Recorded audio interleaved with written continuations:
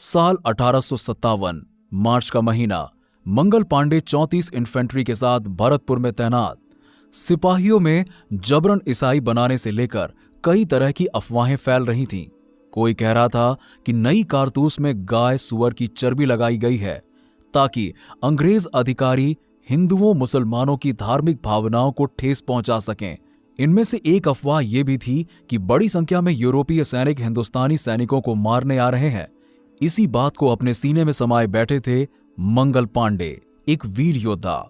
मार्च 29, 1857 दिन रविवार, बैरकपुर स्थित 34 बंगला का लेफ्टिनेंट चर्च जाने की तैयारी कर रहा था। तभी उसे खबर मिली कि इन्फेंट्री यूनिट के जवान अशांत लग रहे हैं। मंगल पांडे चिल्लाते हुए गरज रहा था और कह रहा था, जो भी अंग्रेज मेरे सामने आए मैं उसे जान से मार दूंगा।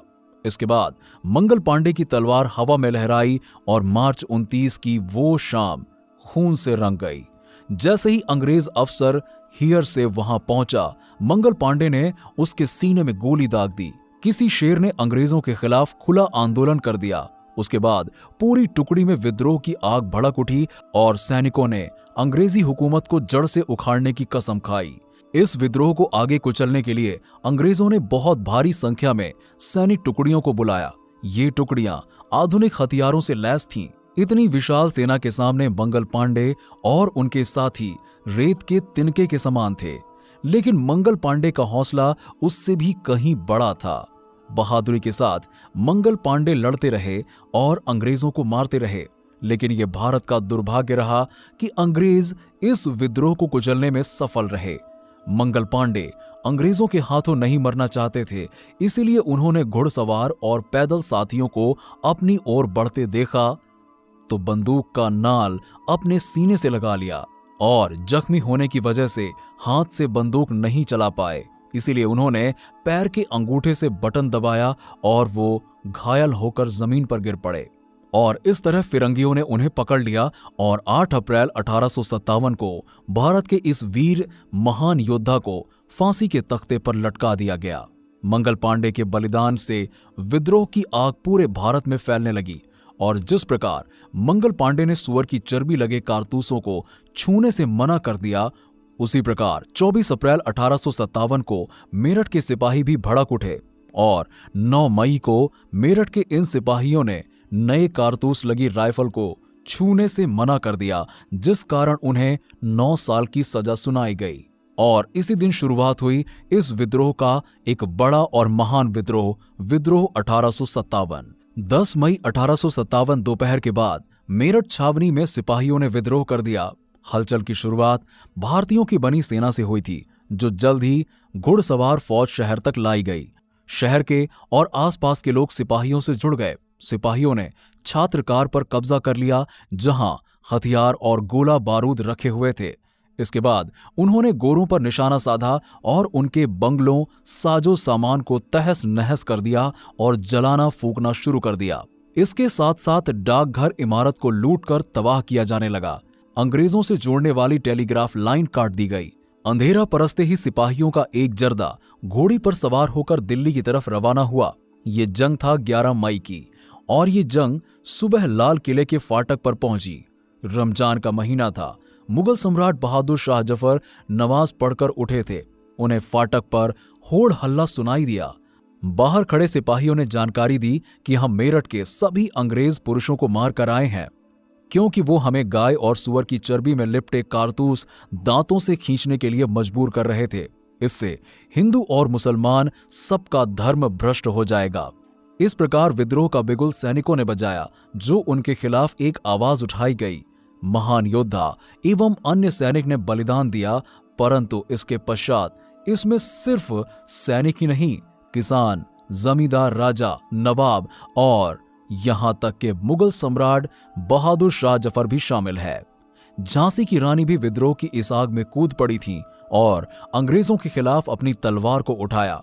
ये वो लोग थे जिन्होंने अंग्रेजी हुकूमत को जड़ से उखाड़ने का फैसला कर लिया था। बुंदेलों के बोलों के संग हमने सुनी कहानी थी, खूब लड़ी मर्दानी वो तो झांसी वाली रानी थी। ये क्रांति तब हुई जब नेटवर्क की ज्यादा सुविधा नहीं थी।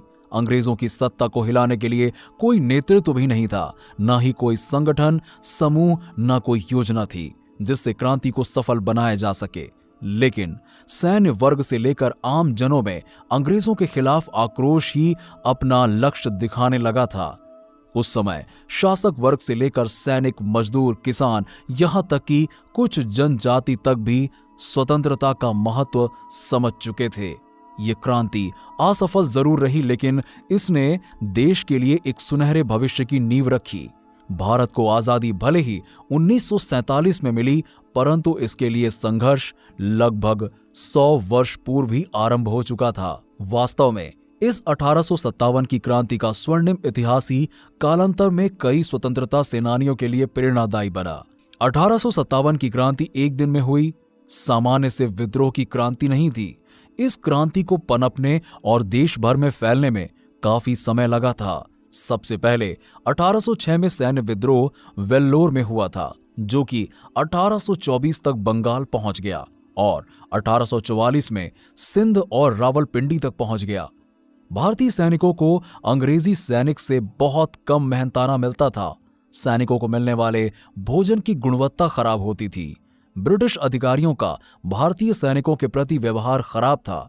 भारतीय सैनिकों को अपने घर परिवार से दूर युद्ध पर भेजा जाता था।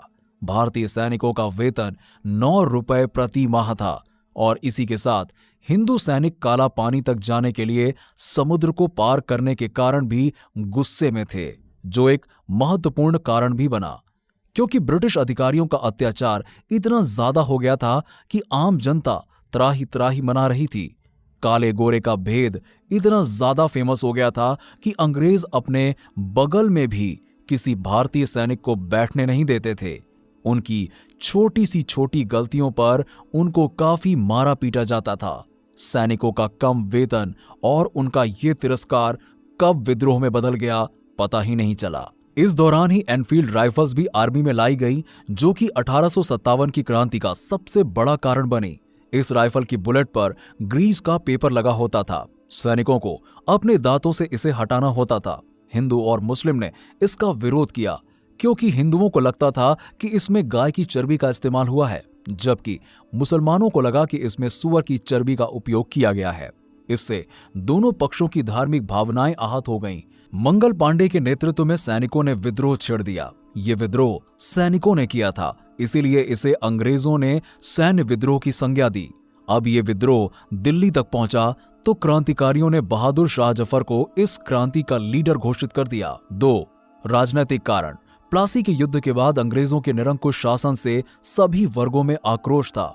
इन सब में भी लॉर्ड डलहौजी की नीतियां उन कारणों में से एक थीं जिससे ये क्रांति हुई।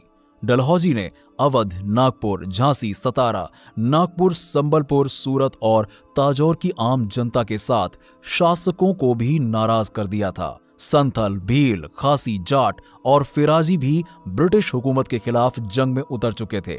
भारतीय शासकों में पुत्र गोद लेना एक पुरानी परंपरा थी, लेकिन इस प्रथा को अस्वीकार करके डलहौजी ने लोगों में गुस्सा बढ़ा दिया था। झांसी की रानी लक्ष्मीबाई और नाना साहेब भी डलहौजी के इस नीति के विरोध में थे। 1833 ईस्वी में चार्टर एक्ट ने बहुत से यूरोपियन कंपनियों को भारत में व्यापार करने की अनुमति दे दी, जिससे भारत पर आर्थिक दबाव बढ़ गया। अंग्रेज यहां से कच्चा माल कम दरों पर खरीदकर यहीं पर ऊंचे दामों में रेडीमेड बेचने लगे।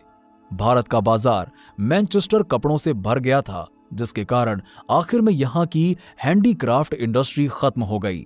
इस तरह से चीजों की कीमत बढ़ जाने और आमदनी कम होने के कारण यहां अकाल और महामारी फैलने लगी।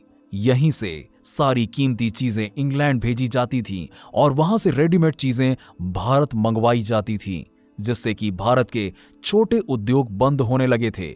इतना ज्यादा भारत का नुकसान हो रहा था कि छोटे व्यापारी गरीबी के कारण भूखे मरने लगे थे। तो देखा दोस्तों आपने हमारे भारत के महान योद्धाओं की कहानी, जिसने अपने बलबूते पर इस सोने जैसी चिड़िया यानी भारत को हमेशा अग्रसर किया था। हमारे भारत का प्रथम युद्ध, इससे भारतीयों को जीत तो नहीं मिली, लेकिन जीत के लिए प्रेरणा जरूर मिली। कभी हिम्मत मत हारो, आगे की ओर हमेशा बढ़ते रहो। तो दोस्तों, आपको हमारा वीडियो कैसा लगा नीचे कमेंट करके जरूर बताइए। वीडियो को लाइक करना ना भूलें। अगर आपने अभी तक हमारे YouTube चैनल को सब्सक्राइब नहीं किया है तो चैनल को सब्सक्राइब जरूर कर लें। मिलते हैं आपसे नेक्स्ट वीडियो में कुछ और टॉपिक के साथ। तब तक के लिए नमस्कार।